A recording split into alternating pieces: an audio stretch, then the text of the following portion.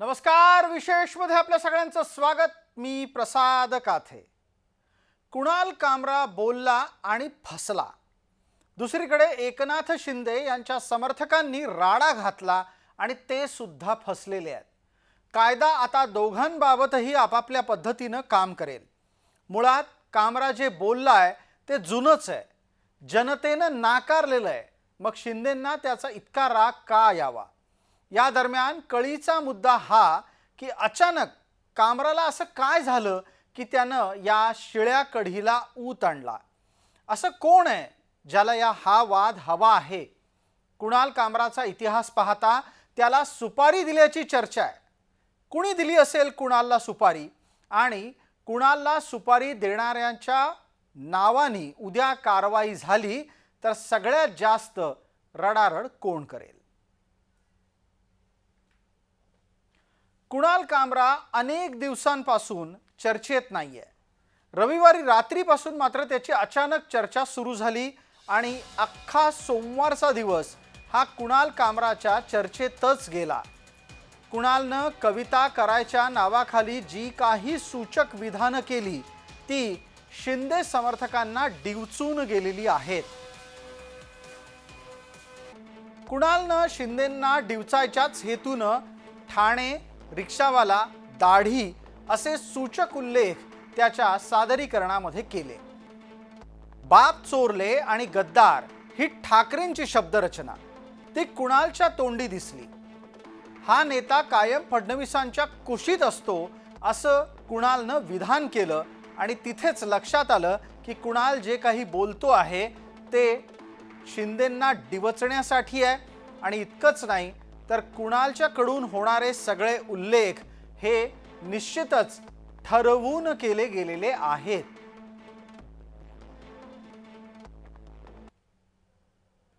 कुणाल कामराच्या या अभिव्यक्तीच्यामुळे संताप झाला आणि तो स्वाभाविक पण होता।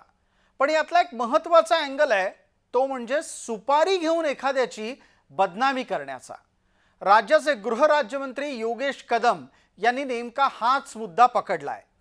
शिवसेनेचे प्रवक्ता संजय निरुपम यांनी ही बाब लक्षात आणून दिली आहे। शिंदे साहेबांनी असा एक निर्णय घेतला होता आणि याच्याबद्दल संपूर्ण देशात फक्त उद्धव ठाकरे आणि त्यांचे आजूबाजूचे जे लोक आहेत ते शिंदे साहेबांना गद्दार म्हणतात, कोणीही म्हणत नाही। म्हणजे जो एक कुणाल कामरा आहे त्यांनी उबाठाची सुपारी घेऊन आमच्या नेत्यांच्या विरोधात एवढा मोठा आरोप केलेला आहे आणि याच्यासाठी शिवसैनिक प्रचंड प्रमाणावर संतप्त झालेले आहेत। ज्याचा एक नमुना तुम्हाला खारमध्ये काल रात्री दिसला। सभापती महोदय, या व्यक्तीच्या बाबतीमधल्या अनेक तक्रारी आहेत। या व्यक्तीच्या वरती जवळपास 16 गुन्हे दाखल आहेत। सन्माननीय सदस्यांनी या बाबतीमध्ये या व्यक्तीच्या ड्रग्सच्या बाबतीमध्ये देखील, अंमली पदार्थाच्या बाबतीमध्ये देखील काही शंका उपस्थित केलेल्या आहेत। मग अध्यक्ष महोदय, या सगळ्या विषयाचं गांभीर्य लक्षात घेता या व्यक्तीच्या सीडीआर तपासले जातील, या व्यक्तीच्या सगळे कॉल रेकॉर्ड तपासले जातील, या व्यक्तीच्या अकाउंटमध्ये कुठला पेमेंट आलेले आहेत त्याची तपासणी केली जाईल। याचं नक्की सूत्रधार कोण आहे जर का असेल तर त्याला देखील शोधलं जाईल, त्याच्यावर देखील कठोर कारवाई केली जाईल। आणि अध्यक्ष महोदय, भविष्यामध्ये अशा पद्धतीचा अवमान करण्याचा अधिकार कुणालाच नाही। कुणालचा इतिहास तसाही वादग्रस्तच आहे। गृहराज्यमंत्री योगेश कदम यांनी विधान परिषदेत बोलत असताना त्याचा उल्लेखही केला। यापूर्वी कुणालनं नरेंद्र मोदी असोत की ठराविक पत्रकार आणि त्यात सुद्धा एका विशिष्ट विचारसरणीचे लोक यांच्या विरोधात आपली आघाडी कायम ठेवली आहे। त्यामुळे हा काही निष्पक्ष आणि खराखुरा एकमेव व्यंगचित्र करणारा किंवा व्यंगात्मक व्यक्तित्व भूमिका घेणारा माणूस आहे असं नाही। कुणालच्या समर्थनात इतकं सगळं घडूनही आलेत ते अपेक्षेप्रमाणे ठाकरे पिता पुत्र या दोघांच्याकडून कुणालच्या भूमिकेचं भरभक्कम समर्थन करण्यात येत आहे। जे भेकड लोक आहेत त्यांना त्या गाण्यावरनं तथाकथित त्यांच्या गद्दार नेत्याचा अपमान झाला असं वाटलं म्हणून तोडफोड केली. हे गद्दार यांना छत्रपती शिवाजी महाराजांचा अपमान करणारा कोरटकर दिसत नाही, राहुल सोलापूरकर दिसत नाही. कोश्यारीने अपमान केला होता तेव्हा कोश्यारींचा निषेध करण्याच्या ह्यांचा धाडस नाही. हे भेकड लोक आहेत आणि गद्दारच आहेत. काल नंतर आता ही सगळी घटना घडल्यानंतर मी खरं तर कुणाल कामराची ती क्लिप बघितली. त्याच्यात सगळं जे काही आहे ते चोर गद्दार असा उल्लेख आहे.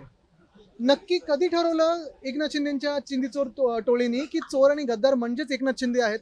म्हणजे आम्ही तर 2-2.5 वर्ष बोलत आहोत, पण त्यांच्याच लोकांनी का म्हणजे मिरची का लागावी त्यांना की चोर आणि गद्दार म्हणजेच एकनाथ शिंदे असं बोलून त्यांनी तोडफोड करावी?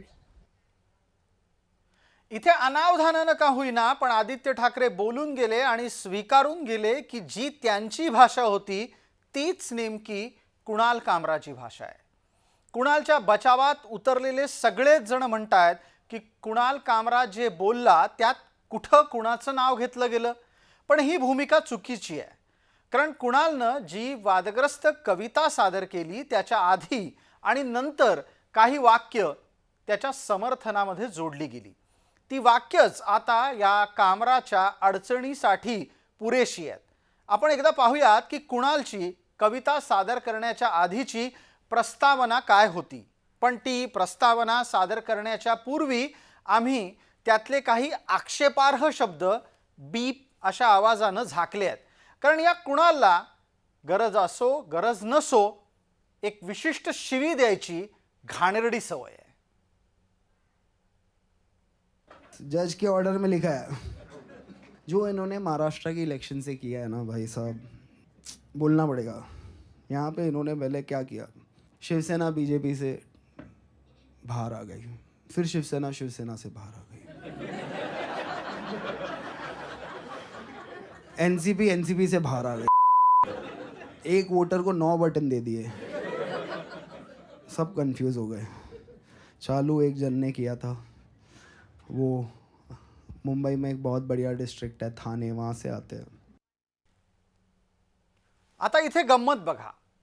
प्रत्यक्षात जर समजा बंडखोरीची सुरुवात एकनाथ शिंदेंनी केली असं कुणालचं वक्तव्य आपण चर्चेसाठी घेतलं तर याच कुणालला याआधी अजित पवारांनी पहाटे केलेला शपथविधी लक्षात राहत नाही. याच कुणालला याआधी राष्ट्रवादी भाजपसोबत गेली होती हे लक्षात राहत नाही. आणि याच कुणालला याआधी पवारांनी भाजप बरोबर किती वेळा घरोबा केला ते लक्षात राहत नाही. पण ठाण्यात एकनाथ शिंदेंनी केलेलं शिवसेनेतलं बंड हे मात्र त्याला कविता करायला पुरेसं वाटतं. आणि म्हणूनच कुणालची भूमिका ही निष्पक्ष नाही हे न्यायालयात शिंदे समर्थकांना दाखवून द्यावं लागेल. कुणालनं प्रस्तावनेमध्ये महाराष्ट्र विधानसभेच्या निवडणुकांचा संदर्भ दिला, शिवसेनेच्या आणि राष्ट्रवादीच्या फुटीचाही संदर्भ दिला आणि त्याच्या जोडीला कामरा या सगळ्या फाटाफुटीला जबाबदार व्यक्ती ठाण्यातली आहे असं विधान करतो. कुणालचा रोख शिंदेंकडे आहे हे सांगायला इतकं पुरेसं आहे. मात्र कुणाल इतकंच करून थांबत नाही. वादग्रस्त कवितेच्या शेवटी त्यानं एक आणखीन चूक केली आहे. सोचो ना, मतलब ये पॉलिटिक्स है इनकी. परिवारवाद खत्म करना था, किसी का बाप चुरा लिया. क्या रिप्लाई होगा भाई? मैं मिलूं कल तेंदुलकर के बेटे को, बोलूं कि आजा भाई लंच पे मिलते हैं, आधा घंटा तेंदुलकर की तारीफ करूं और बोलूं कि देख आज से पर वो मेरा बाप है, तू ढूंढ ले कोई ऑन द वे. कुणाल कामराच्या विरोधामध्ये आता शासकीय यंत्रणा सक्रिय झाल्या आहेत.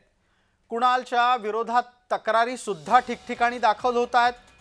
या तक्रारींची दखल घेत पोलिसांनी सुद्धा कुणालचा तपास हाती घेतलाय.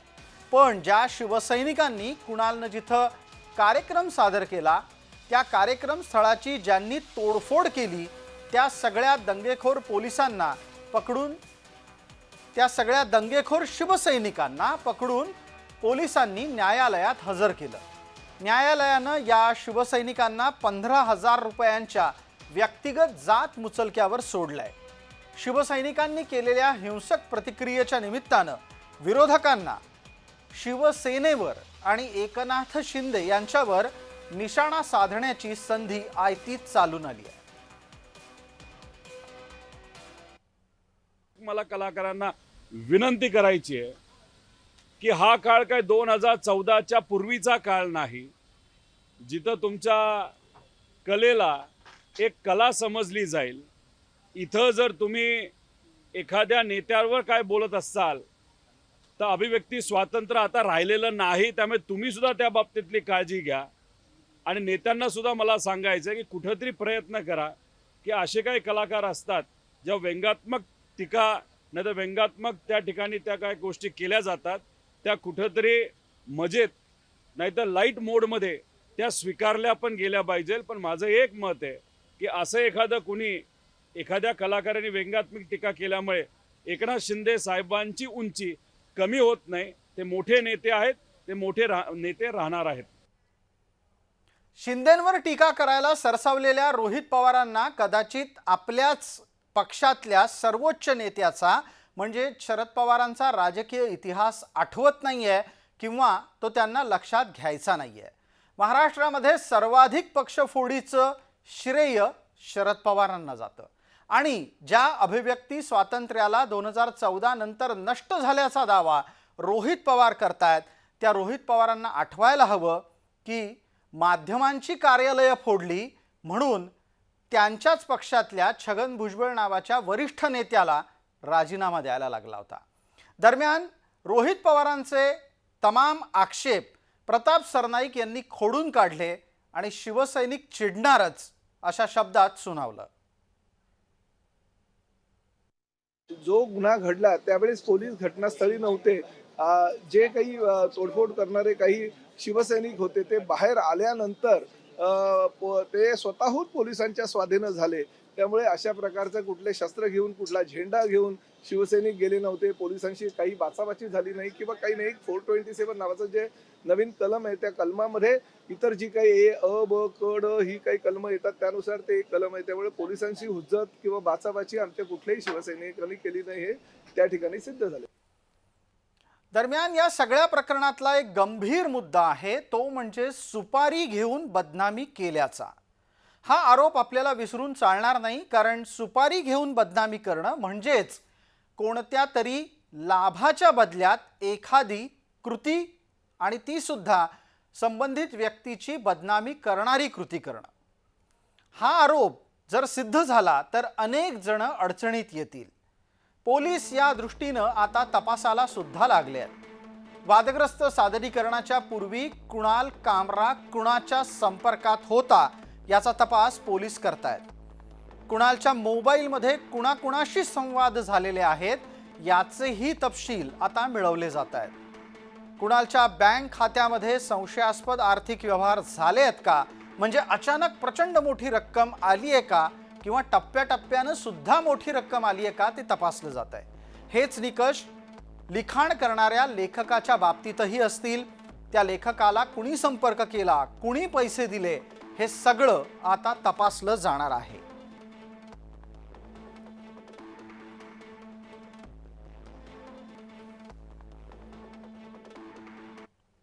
कोणी काही बोलेल, स्टँडअप कॉमेडियन सारखा माणूस, त्याला काय गरज आहे रिकामे धंदे करण्याची? तू तुझं काम कर ना बाबा. तू आर्टिस्ट आहेस, आर्टिस्टचे काम कर.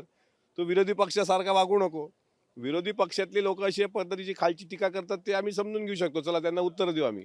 पण अशा प्रकारे एखादा स्टँडअप कॉमेडियन देशाच्या प्रधानमंत्र्याबद्दल राज्याच्या उपमुख्यमंत्र्याबद्दल असे शब्द वापरत असेल तर त्याचं समर्थन कोणी करणार नाही. आणि दुसरा प्रश्न, तुमचा प्रश्न लगेच येणार की मग ते स्टुडिओ तोडला याचं तुम्ही समर्थन करता का? याचं आम्ही समर्थन करत नाही. बदनामीच्या प्रकरणामध्ये अनेकदा आरोपी माफी मागून स्वतःची सुटका करून घेतो. आता एकनाथ शिंदेंचे समर्थक हे कुणालला त्यानं माफी मागितली तर माफ करायला तयार आहेत की कठोर कारवाई करायला लावणार आहेत हा मुद्दा कळीचा आहे. सुपारी घेऊन बदनामी प्रकरण कुणालला जर समजा कारवाई झाली तरच होऊ शकतं. ठरवून बदनामी प्रकरणी त्याच्या विरोधात फौजदारी गुन्हा दाखल झालेलाच आहे आणि त्या प्रकरणातली पुढील कारवाई ही भारतीय न्याय संहितेच्या कलम 356 अंतर्गत सुरू राहील. बदनामी करण्यात जर कुणाल दोषी सिद्ध झाला तर त्याला 2 वर्ष तुरुंगात पाठवलं जाईल आणि अथवा दंडही होईल. बदनामी करण्यासाठी कुणालला कुणी प्रोत्साहन दिलं याच्यावर ही कारवाई शक्य आहे. प्रोत्साहन हा सामूहिक कट समजला जाईल आणि बदनामी करण्याच्यासाठी सामूहिक कट कारस्थान भारतीय न्याय संहितेच्या कलम 61 अंतर्गत तसंच विविध पोटकलमांच्या अंतर्गत सिद्ध झालं तर सक्त मजुरीपासून जन्मठेपेपर्यंतचीही शिक्षा दिली जाऊ शकते.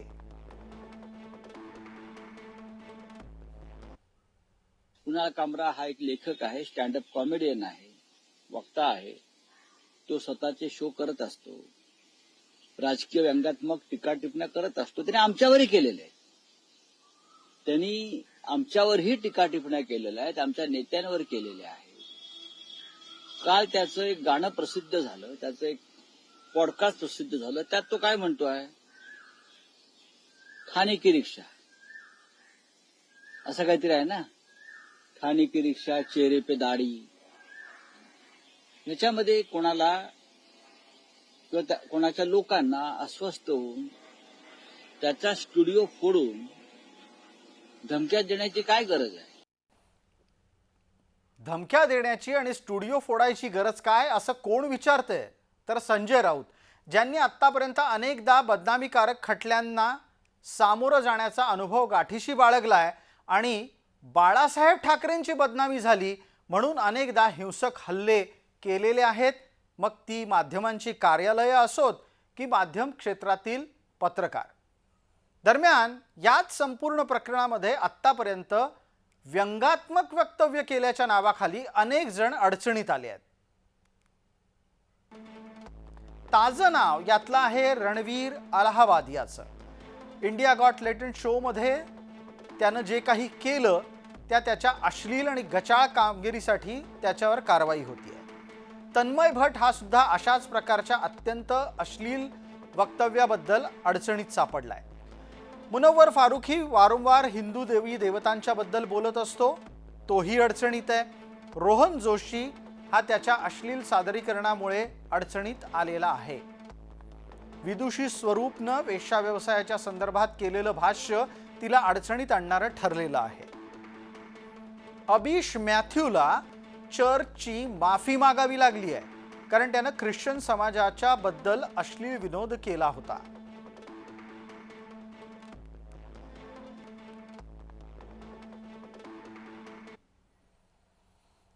एका बाजूला ही सगळी मंडळी जी आज वादात सापडली आहेत ती भारतात अभिव्यक्ती स्वातंत्र्य आहे की नाही असा वाद घालतात. पण प्रत्येकालाच हे लक्षात घ्यायला हवं की जिथे माझं स्वातंत्र्य सुरू होतं तिथे तुमचं स्वातंत्र्य मर्यादित होतं. म्हणजेच अभिव्यक्ती स्वातंत्र्याच्या मर्यादा सुद्धा आखून देण्यात आलेल्या आहेत आणि अधिकारांपेक्षा राज्यघटनेमध्ये कर्तव्याला स्थान जास्त आहे. स्टँडअप कॉमेडी करण्याचा कोणालाही अधिकार आहे, पण स्वातंत्र्याचा स्वैराचार करण्याचा अधिकार कोणालाही नाही आहे. खरं म्हणजे कामराला हे माहिती पाहिजे की महाराष्ट्राच्या जनतेने 2024 साली कोण गद्दार आहे आणि कोण खुद्दार आहे हे दाखवून दिलेलं आहे. कोणाकडे स्वर्गीय हिंदू हृदय सम्राट शिवसेना प्रमुख बाळासाहेब ठाकरे यांची विरासत गेली हे जनतेने ठरवलेलं आहे.